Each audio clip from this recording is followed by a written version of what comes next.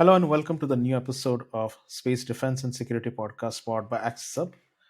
So we have been covering several expert issues and their take opinions on the current ongoing conflict between India and Pakistan. Well, it has been historical conflict, I would say, but some things have escalated in the recent times since April end, and we have been interviewing a lot of people on the both the sides. And so today we'll be taking a deep perspective on the ground level from the side of Pakistan. And I would like to mention this to the audience that even though I'm an Indian, of course, I will have my difference of opinion with the today's guest as well.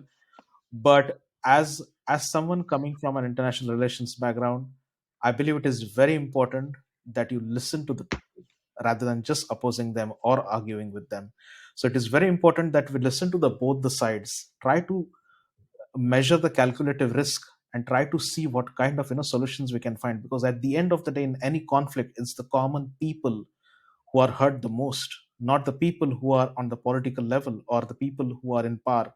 It's always the common people who are hurt the most. So I believe it's very important that you need to listen to the both the sides, and that's what we have been traditionally been doing on this podcast.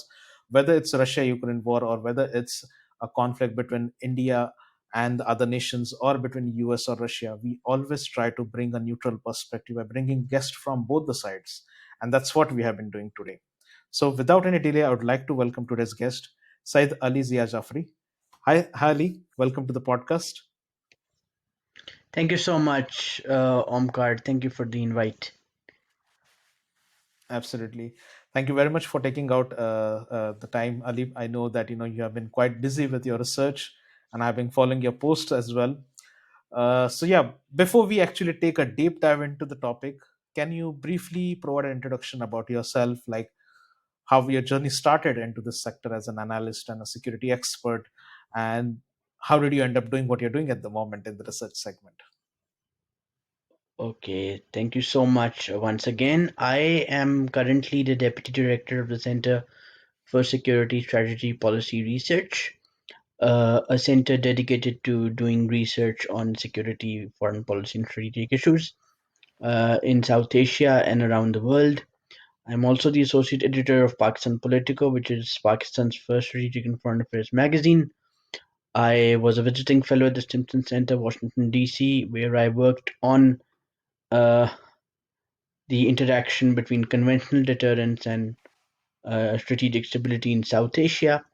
Um, I started working in this field in 2015, but more particularly since 2018, I'm working at the University of Lahore with uh, uh, with Dr. Rabia Akhtar, who is also a very famous Pakistani nuclear scholar. And I have done a lot of work, having written numerous articles, book chapters, policy reports, and given my analyses on TV and on podcasts and all on strategic stability related issues, nuclear deterrence strategy, and a whole lot more. And my the reason why I am in this field is because um, my background was such that I started reading about these things at a very early age, and this is what instilled in me the no the interest about this field. Interesting. Thank you very much, Adi, for the introduction.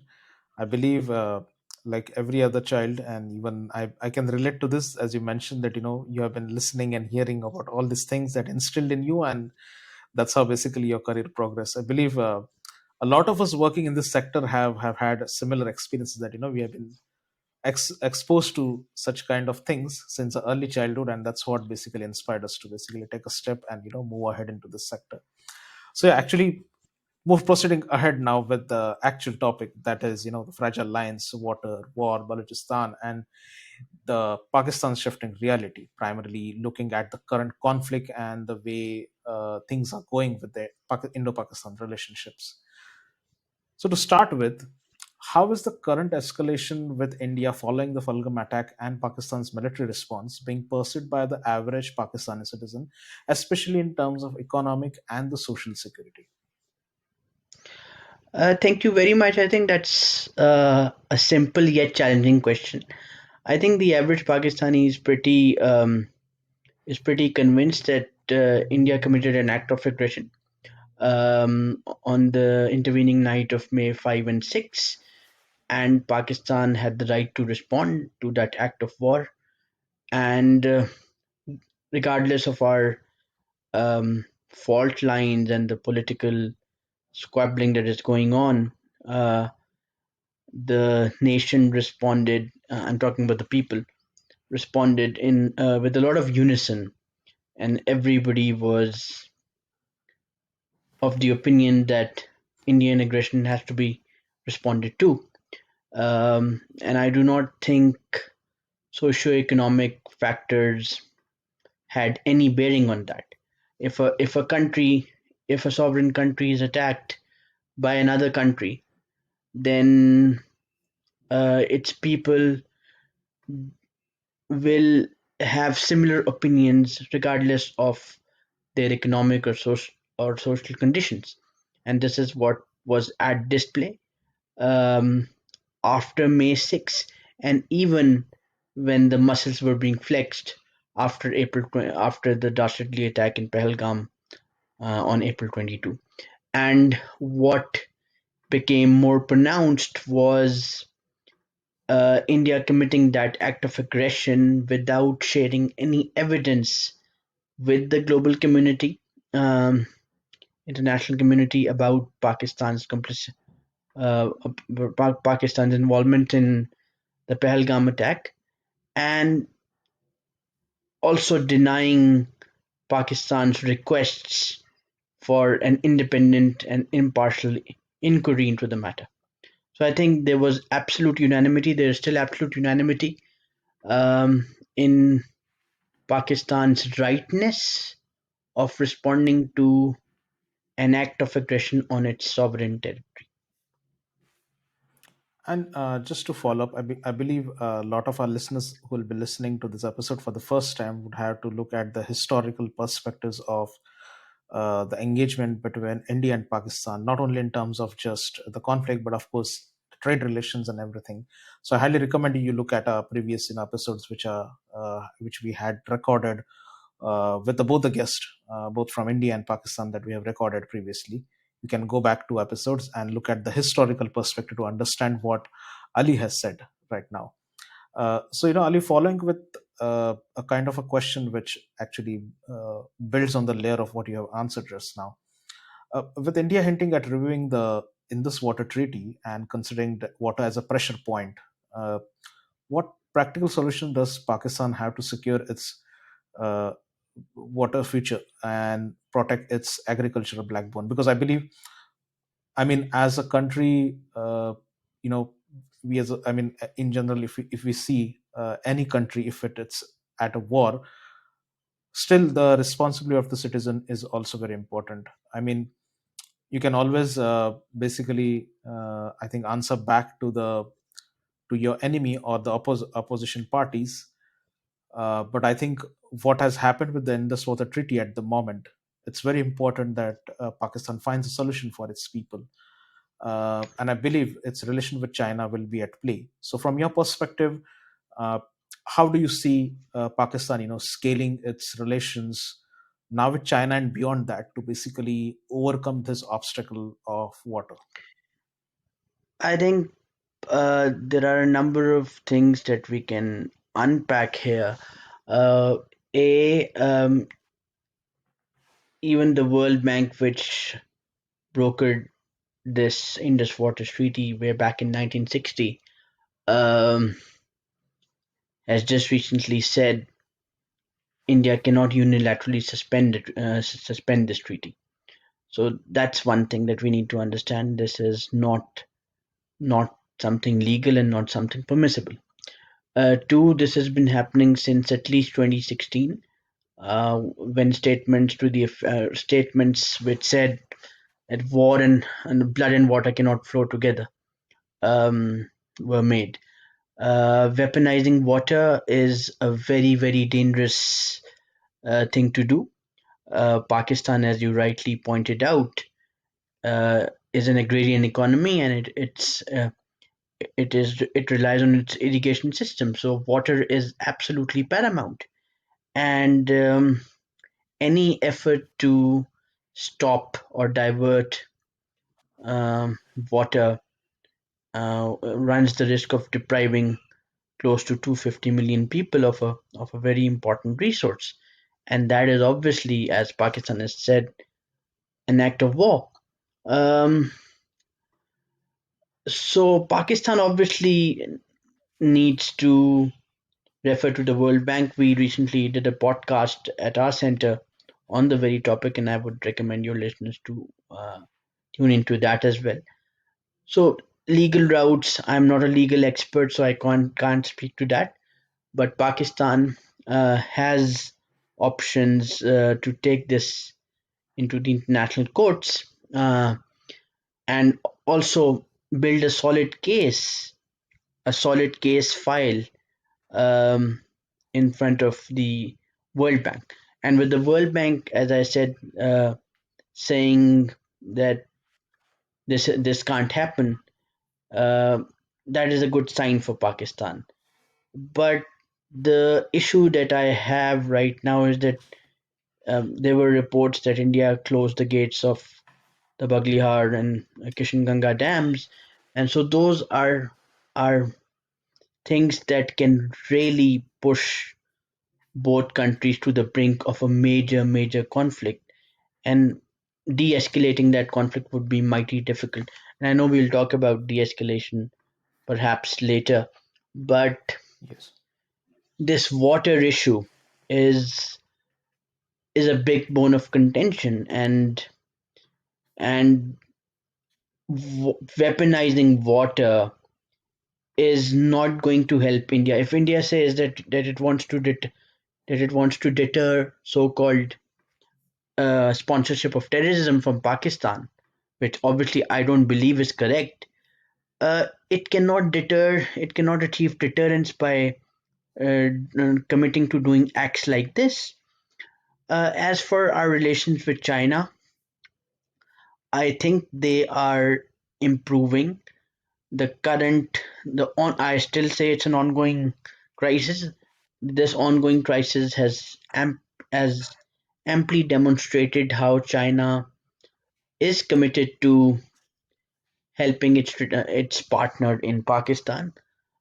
Chinese technology, including um, the Beidou system and all, and the J-10 aircraft and PL-15 missiles, they played an instrumental role in helping Pakistan overcome the Indian Air Force. So China-Pakistan relations will be a key factor going forward. But then again, um, if India continues to weaponize water, it will have a deleterious impact on strategic stability in the region, and this is something that must be avoided at all costs. You can't unilaterally do this because then, of course, water is a vital resource. If the supply of water is disrupted or threatened to be disrupted, I think it will force Pakistan to take actions that that will be detrimental to India. So I think the sooner this stops, the better it will be for the region. As you rightly said, we are uh, both states have people to look after. Both states are dealing with common problems like climate change, water security, water scarcity, poverty. So this step does not help achieve any of that. At the end of the day, it's about people. You can come on TV, you can boast about your victories, you can do all sorts of things. You can be an Arnab Goswami all day, but so long as you do not take care of your people, it's all of that is pointless. And I'm glad that you talked about the human element in it. So this water aggression suits nobody. Yeah, I believe the common man, as I mentioned, it's always the one on whether it's Israel Palestine conflict or even Russia Ukraine or even India Pakistan. I think in any conflict is always the common people who get the hurt, who especially do not even have anything to do with the conflict, very frankly speaking. Like they do not sit on the table of the political past to pass on the policies, right? A person who is basically running a grocery shop in some cities like maybe Mumbai, New Delhi, or maybe Lahore or Islamabad, we like they don't really have anything to do with this. Like all they really care is about the day-to-day needs and things to look after their families. So yeah, I also hope that this conflict gets resolved, or at least finds a diplomatic stability for the moment to get things going. Talking is better than fighting. The Yeah. more diplomats talk, the better it would be. The more we talk, the less we fight. And um, having heated debates is better than trading bullets and missiles, unfortunately. Yes. Uh, just to, I mean, you mentioned about the common man's point. We both were speaking on that. So from your perspective, can I mean, of course, coming originally from India, though I'm based here for almost half a decade now, more than half a decade now here in France, I still believe any kind of war. It's not only with Pakistan, but any kind of war, whether it's with China or anyone else also. India going at a war at the moment will be somewhere a loss for itself also, because a lot of strategic investments are coming into the country at the moment. A lot of international agreements have been signed, and of course no one wants to go to a country where there is a war, or someone who is going into a war zone. So of course it's going to be a loss for India somewhere, if not on a full scale, but Look, it will be a loss. Okay. So you've from your you've side, you've yeah, from your side, yes. like what is your perspective for the Pakistan? Like, can Pakistan afford to get into a long term war with India? Because India can't, as per Look, my perspective analysis, India can't afford so there are two for things long term. here. Gone are the days when long term, when long drawn, when long campaigns or total wars used to take place. Wars have changed with regard to their characters and even nature.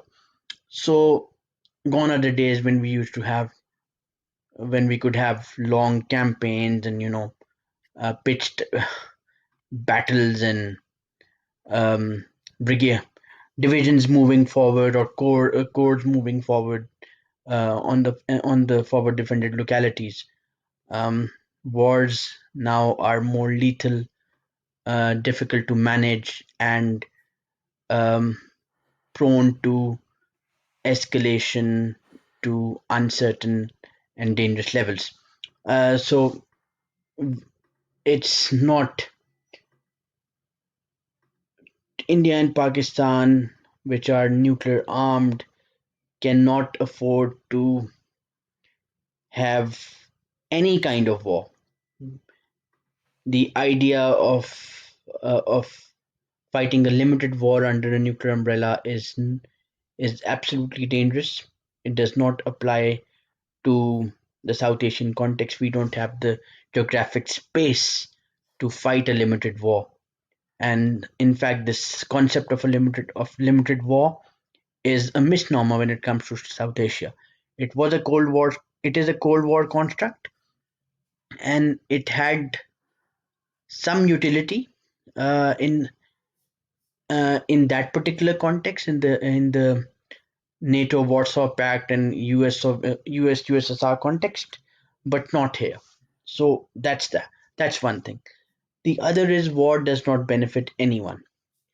Pakistan has a weak economy, a small economy, and a very um, uncertain. economy. So obviously, it cannot afford to engage in uh, in a war with a neighbor that is 7 times its size. India, while it has a big economy, um, um, with um, with large foreign exchange reserves, it stands to lose more than Pakistan if it engages in a war with us. Um, you saw the IPL got cancelled. Now IPL is not just cricket; it is it is a big business bonanza. So if IPL can get cancelled, then other kinds and types of investments can also get cancelled. They can investors when when missiles are being hurled on your on a country's territory, no investor would want to run the risk of doing long term investments in that country.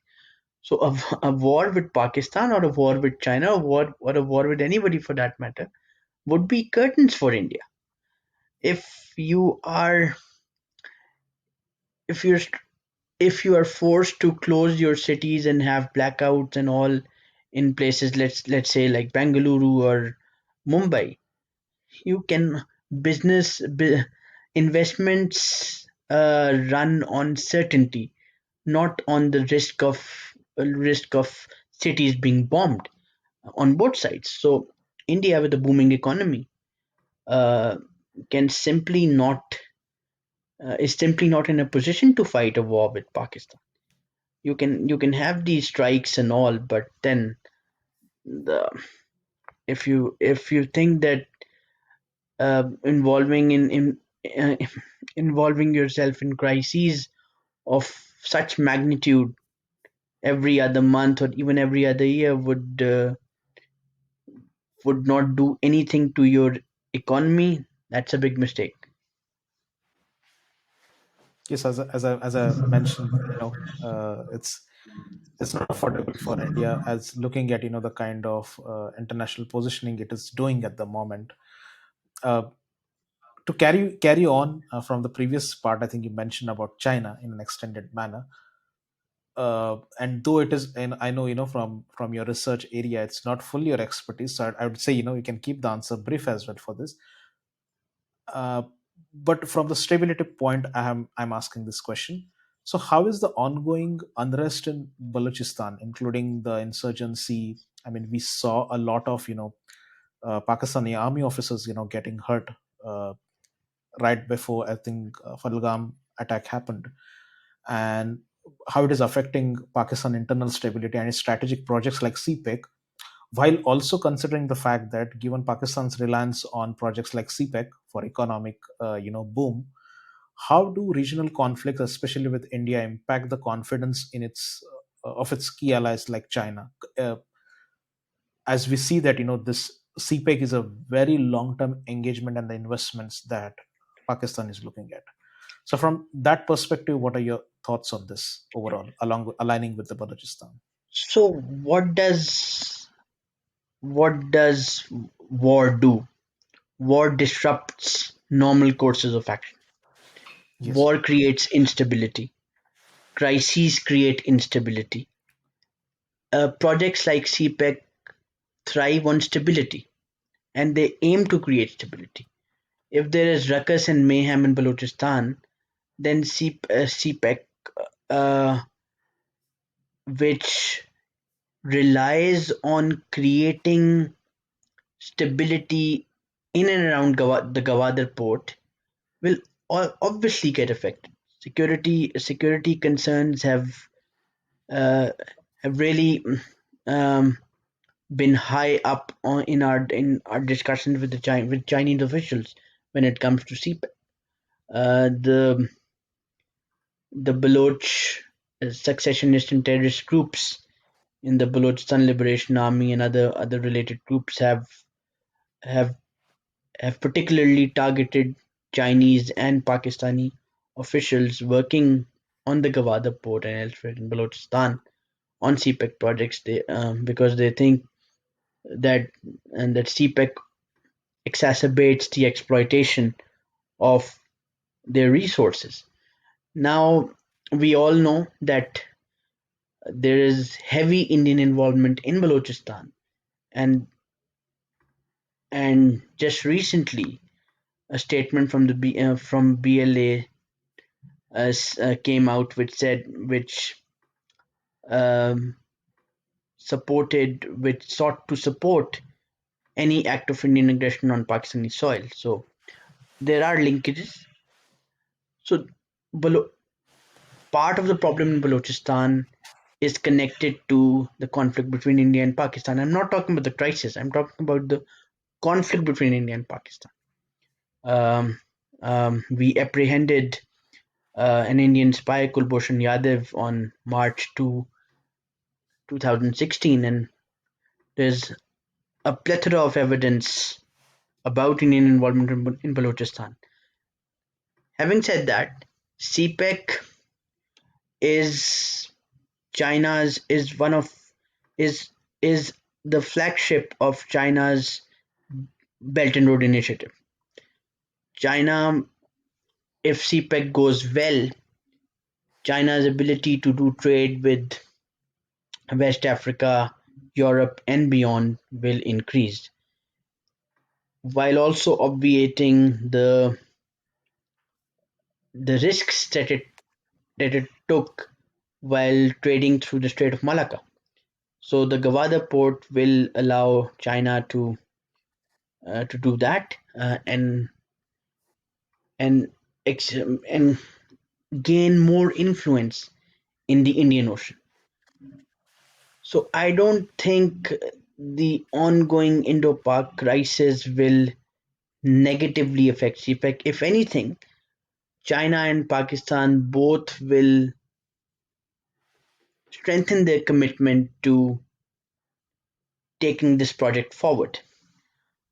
Having said that, the biggest concern to CPEC emanates from Pakistan's internal situation, which is typified by a return of terrorism, which is also funded by India, let me be very frank, a weak economy, and a political dispensation which does not enjoy the public mandate. Those are more concerning elements for CPEC compared to the Indo-Pak conflict. All right.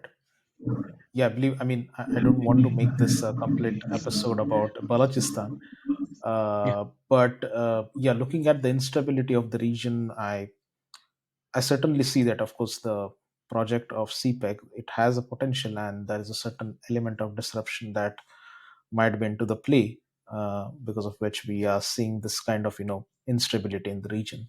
Uh, so yeah, looking at a broader context, I mean, like, we were now into completely deep into the region, countries, and the specific particular areas of the conflicts. And as we are reaching the final part of the podcast, so in the broader context of South Asia's stability, how can Pakistan reframe its national security doctrine to prioritize diplomacy and development over confrontation, especially when the fallout of conflict impacts its citizens the most? Um, I think Pakistan in 2022 under Imran Khan, the then Prime Minister, was very categorical in reformulating its approach to national security. The national security policy, which was released by Khan and his team, talked about geoeconomics, economic security, and framing security as as a concept or a phenomenon based on citizen-centric security. Um, while a lot that is happening in the country is in deviance to what that document envisioned, Pakistan is still committed to following following through with various commitments that were made under that document. As far as this current crisis is concerned, I think we have no evidence whatsoever to suggest that the Pahalgam, the grotesque and reprehensible attack in Pahalgam was caused or perpetrated by or in Pakistan. So this conflict was not in my considered opinion, not only as a Pakistani but as someone who looks at these issues. This episode was not caused by Pakistan. Um, Pakistan said it is ready to investigate or to enter into an impartial investigation. Um, but then what happened? Then missile strikes were carried out and all that. So the the current security doctrine of Pakistan is all for dialogue and diplomacy. It is all for having. We did a project on geoeconomics 2 years ago, and the idea was that we want to, while geopolitics is very important and geostrategic um, elements are also very important, Pakistan wants to project itself as a melting pot for economic interests. So when that is the aim, conflict does not suit Pakistan.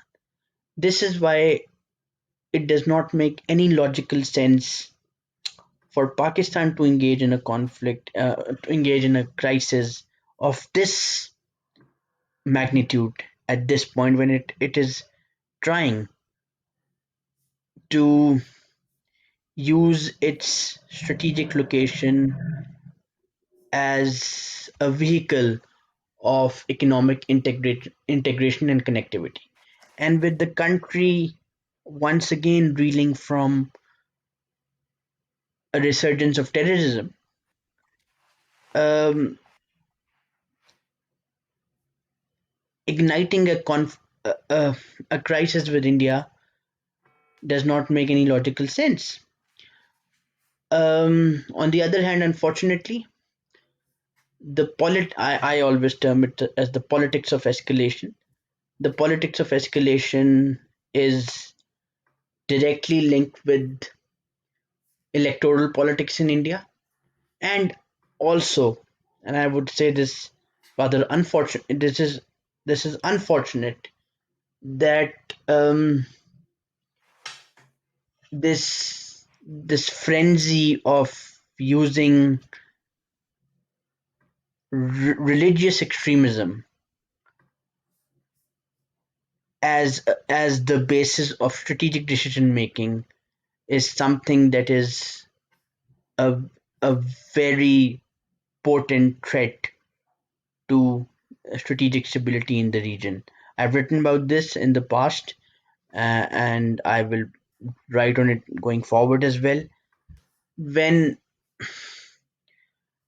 decision making, which also involves matters related to nuclear weapons, is influenced by ideological factors, we can face something very, very dangerous. Uh, so this thing has to change on the Indian side. This idea of Akhand Bharat, um, which involves which centers on the idea of taking over territory, is also very, very uh, dangerous. And once these ideas are allowed to seep in the decision making authorities tables, we have a real problem. So I think this thing has to be sorted. As I said earlier, we cannot afford a conflict. Both India and Pakistan cannot afford to end to fight a war, neither strategically nor economically. Humans will lose. de-escalating is going to be very difficult going forward. This time it happened, it might not happen next time.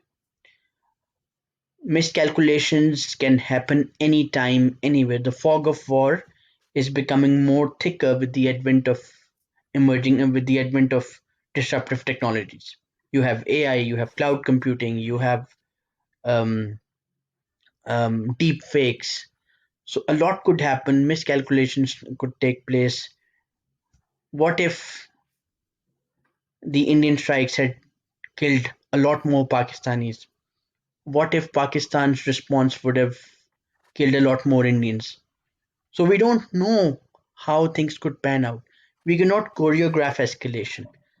The moment this is understood in New Delhi, I think we can start to have some kind of a dialogue. But I don't think with the chest thumping is going on here in Pakistan as well, which is also not something that should happen. So as long as jingoism supersedes reason, um, the situation will remain bleak, and the stability that we're looking at is will become uglier by the day. Well, as I mentioned, it's always the common people who get hurt in any kind of Yes, conflict, with not only India, Pakistan, but any war that is going around the world. And I believe down the line, I think as both the countries cannot afford to basically, lose out on, of course, the economic boom and the progress that respective countries are doing with their security partners. I believe that there needs to be a way. I had heard from some of the diplomats, former diplomats, both from Pakistan and India, that back back in early 2000s there was a way where both the countries were working on a back channel diplomacy to resolve the Kashmir issue. yes, yes, yes, And they were. unfortunately it didn't work out. And I think both the diplomats from both the side actually mentioned to me during the conversation that now the both the sides, the today's generation on both the sides will be regretting that they didn't work out those situation back in those days. I was still never told, of course, because those are back channel diplomacy talks. The diplomats will never, even though former diplomats are there, they don't have the authority to, of course, tell the details of what the talks and engagements were. But I wish that would have opened up, and I really wish that kind of situation comes in again, where strong back channel basically at least opens, and there are some kind of engagements that proceed. Ultimately, Uh, we need to look at the root cause. Kashmir, whether we like it or not, is the root cause. Kashmiris need to be given the right to determine their future. If they want to go align with India, sure. If they want to align with Pakistan, sure. So so long as this the Kashmir issue is not resolved, we will be on. We will always be on the cusp, somewhere, some way or the other. So it is important that efforts to that substantive efforts are made to resolve the Kashmir issue in line with the aspirations of the Kashmiri people. That's about it. That is where everything emanates from. And you can just not wish away 8 million Kashmiris, more than 8 million Kashmiris. You just can't wish, you can just not ignore this, this issue. Um, it's not an issue that one can easily say, okay, let's move on. This cannot happen. We have seen it time and again. This cannot happen. The back channel that you're talking about, that was working, and that is why you saw a kind of a thaw in Indo-Pak relations in the mid 2000s. At least until 2007, things were uh, relatively quiet. Not relatively, more than relatively quiet. There were exchanges galore between in the sports and the cultural realm, and everything was happening. But at the end of the day, if you are unable to resolve the Kashmir issue in accordance with the aspirations and wishes of the Kashmiri people, uh, stability in South Asia would be a far shot. Unfortunately, despite being the most populous region, South Asia remains the least integrated region in the world in terms of trade and economics. So Yes, the thing that is holding South Asia hostage is this very conflict between India and Pakistan. So that needs to be resolved, and yes. I hope that I don't see any prospect of this happening in the days and years to come, but one can only hope. Absolutely. Thank you very much, Ali, for providing insights into this region. We, as I mentioned, uh, we bring people from all parts of the world on this podcast, listen to both the sides of the opinions. I think before even speaking or creating a dialogue, it is very important that you listen to the other person. It's very important. Do not speak to argue, but speak to resolve the issue. I think that's what I believe in as a former journalist and now as an entrepreneur, of course, and carry, carrying on this mantle of, as an analyst also along with an entrepreneur. So I believe it is very important that we listen to the both the sides, and I request our listeners as well, to listen to both the sides, and then only, Absolutely. basically come to a conclusion, because Yeah, conflicts will keep on happening, arguments will keep on happening, disagreements will be existing, but I believe a thirst to resolve and look at the more stable approach is something that will help us flourish as a human race. So yeah, thank you very much, Ali. absolutely. Thank you so much. I agree with you in totality. I think every conflict, there is no conflict that cannot be resolved through dialogue. So dialogue, it's better to have dialogue than to hurl missiles, that too unprovoked, because it's very simple. Omkar, if you'll hurl missiles, Pakistan will retire. If India will hurl missiles, Pakistan will have no choice but to do the same. And once that cycle starts, you can never predict what could happen after that. So you can have round one, you might have round two, but it's a game of fine margins. It's not cricket. It's a If loop, you it will keep on if going. you if you if you if you miss your line in length in cricket, you can either be hit for a six or a four. That's fine. You can at the most lose a World Cup. But in cases where nuclear weapons might at some point get involved, you cannot just afford to miscalculate, because miscalculations could lead to something catastrophic. So I hope sanity prevails and strategic sickness um, gives way to strategic restraint and strategic logic, sense rather. Yes, absolutely. Great speaking with you, Ali, again. Thank you. Thank Likewise. you very much.